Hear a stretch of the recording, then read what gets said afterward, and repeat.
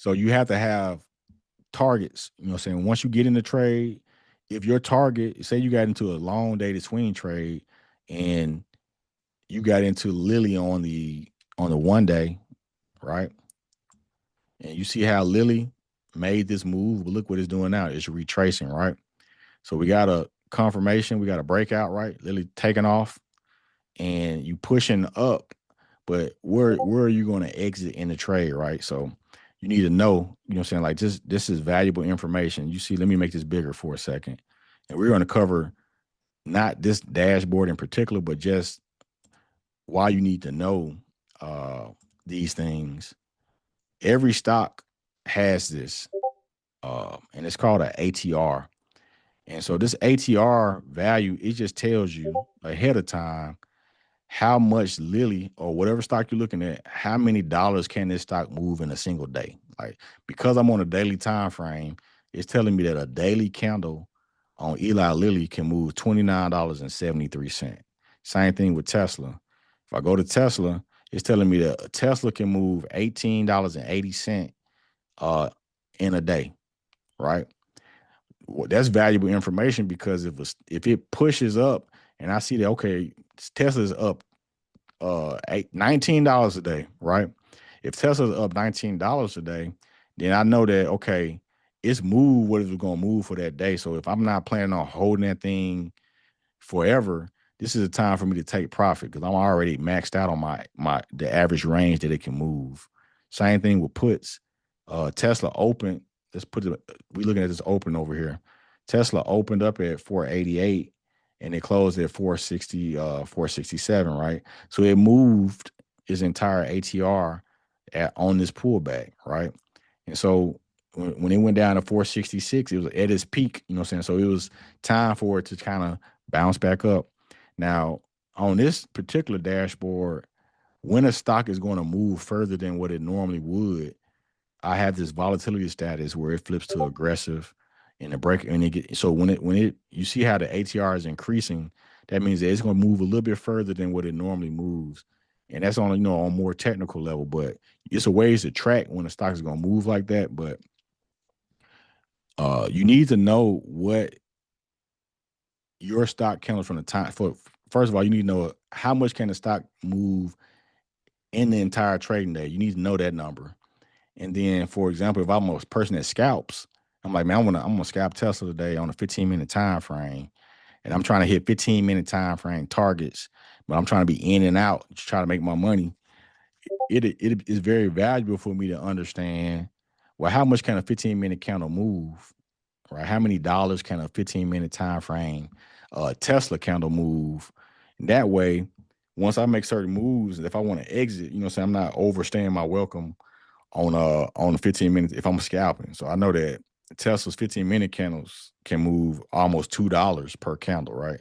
So then when I'm getting these push downs and things like that, or if I'm getting these pushes right here, I know that okay, this candle can move about $2 plus, right, or like a little under $2, so I can enter and exit out based off of the ATR.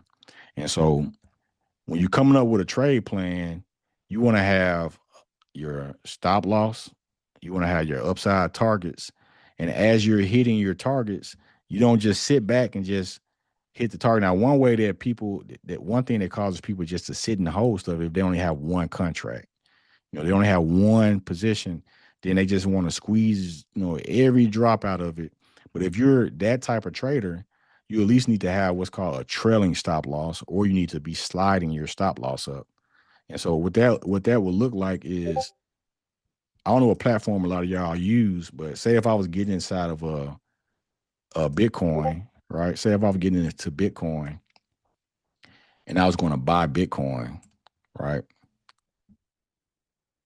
And say I bought Bitcoin, come on, paper trade. All right, so say if I bought Bitcoin, right? And I bought one Bitcoin,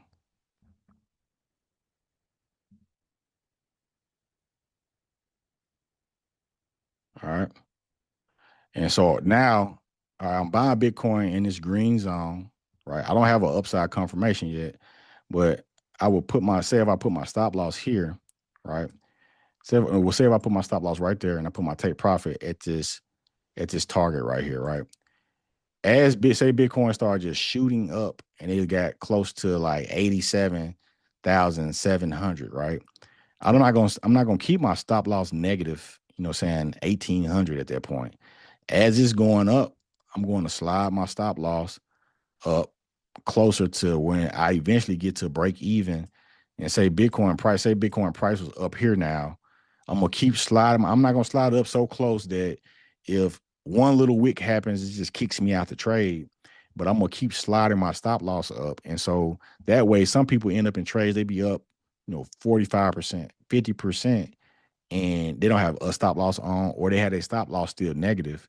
If you're up 40 and 50%, saying, like, for example, I'm just going to use this as an example since Bitcoin is moving up, right?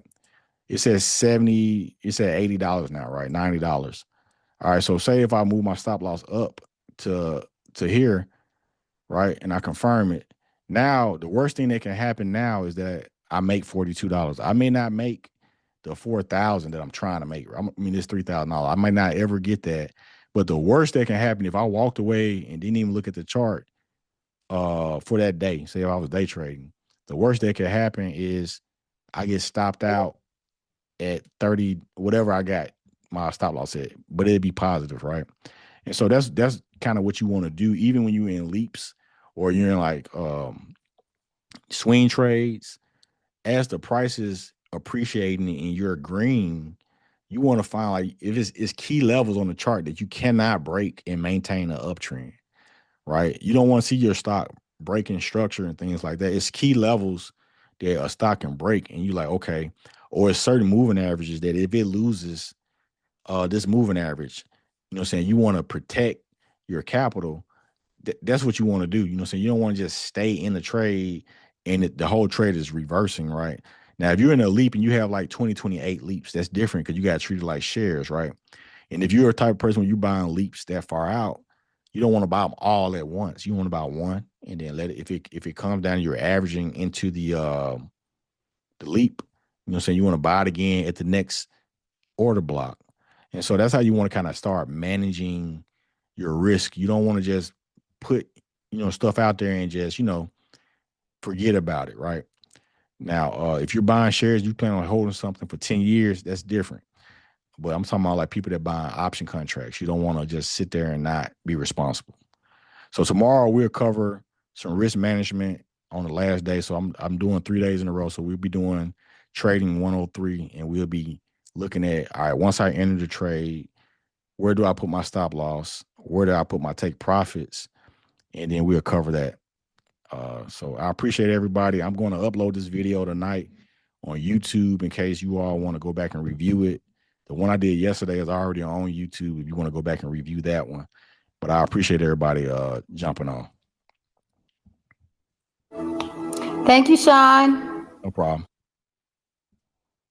Thank you, everybody. Have a good night.